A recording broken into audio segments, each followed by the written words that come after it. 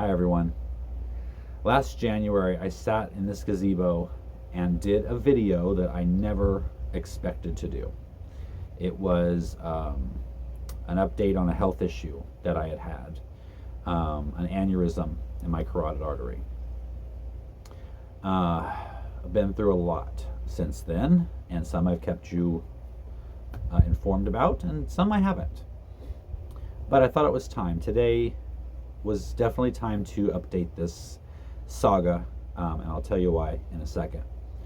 So after, I think I did an update video a couple of months after that first video, and then I was going in for a CT scan, a follow-up CT scan to see how it was looking last October. And I even told you that, and I told you I would update you, and then you never heard anything from me. And there's a reason for that.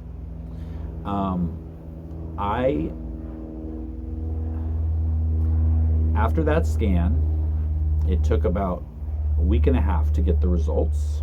I was on pins and needles the whole time. Of course, my anxiety was through the roof. And I got a call from my neurologist. The neurointerventional radiologist is who was in charge, who ordered the scan and who was looking after the aneurysm issue. I was having headaches at the time, if you remember, and so I had an appointment scheduled with my neurologist to talk about headaches. And he said during that call that I had gotten the results of my scan back. I just hadn't heard from the neurointerventional radiologist. So he was going to tell me what he found, what he saw. And he told me that the aneurysm, the dissection, had a dissection and an aneurysm. The dissection was healing very well. Actually, there was just a little bit left to heal. And he told me that the aneurysm had gotten a little smaller. So that was all great news, right? It was moving in the right direction. It was on the mend. I hung up from that call, and I was as happy as I could possibly be, happiest I'd been in a long time. You know, I finally felt that there was this weight lifted off my shoulders. And then 2 hours later, I got another phone call. This was the neurointerventional radiologist. And he agreed with my neurologist. However, there was a second finding, and that was an aneurysm in my left brain. He said it was low risk, it was small, we would continue to watch it. So I had 2 hours of happiness before I was dropped into the pit of anxiety and depression once again. And for the next 3 months, probably until the end of last year, I was really going through a lot of anxiety, a lot of depression, headaches, just all kinds of physical things having to do with anxiety. We didn't tell Noah about the second finding because we didn't want him to worry. He already had enough to worry about with the first one. So we decided we wouldn't tell him, and because of that, I didn't tell you, because if it's out there in a video, he has every opportunity to see it. So that's why you've heard nothing from me. I got a second opinion because the doctor I had didn't have the best bedside manner. He did not deal well with my anxiety. He basically told me it was low risk, but aneurysm doesn't seem low risk. So I got a second opinion with a doctor who absolutely was the perfect match for me. He stayed on the phone with me for like 20-30 minutes and walked me through everything, told me, it is so low risk. So first of all, 1 in 30 people have an aneurysm in their brain that they never know about. And the reason it's such a scary thing, an aneurysm, is because compared to the amount of people who have them, the problem is not just having them, the problem is when they rupture. And that's rare, right? 1 in 10,000 people who have one, so 1 in 30 have an aneurysm in their brain, 1 in 10,000 will rupture. And typically it is because they don't know it's there. We know mine is there, and so I think he had one person he said that he's known it was there and they had a bleed or a rupture. So he said the chances of that ever happening are very slim, being watched. And because my second aneurysm was actually there on the first scan last January that they never saw. So the fact that it had gone all that time, it had not grown, it was pretty stable, and therefore he put me in a 1 in 15,000 category of a rupture. Now, it's still there, in the literally and figuratively, in the back of your mind. But I knew there was something that we could do to fix it if it ever became an issue. So I was supposed to get a follow-up scan in April of this year. I put it off.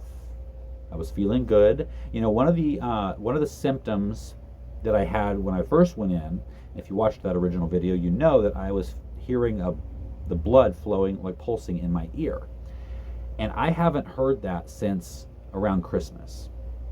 And so in my mind, I thought, okay, it's got to be getting better. Even though the second opinion doctor said he was very doubtful that it would ever get any better. It was okay how it was, but it was probably just how it was going to be. And I'd probably just be on blood thinners forever.